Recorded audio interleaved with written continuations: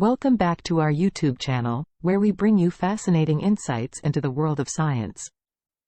Today, we're going to explore the structure of a flower, a topic of great importance for Class 10 students studying under the Maharashtra State Board.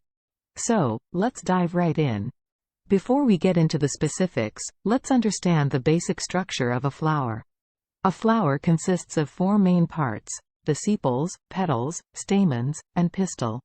These parts work together to ensure the reproduction of flowering plants.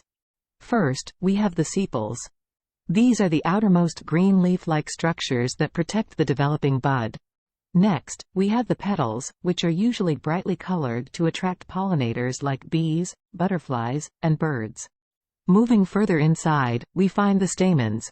These are the male reproductive organs of the flower and consist of two parts, the filament and the anther. The filament supports the anther, which contains pollen grains.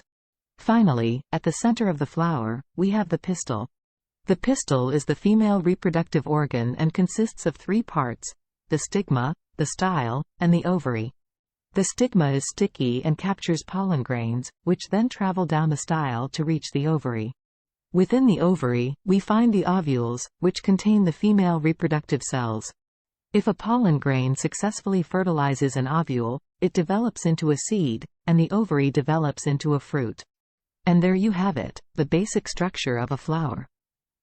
Understanding this structure is essential for studying plant reproduction and the life cycle of flowering plants.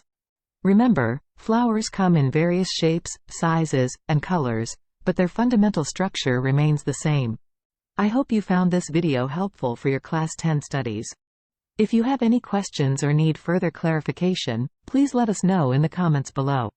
Don't forget to subscribe to our channel for more exciting science content. Until next time, keep exploring the wonders of the natural world.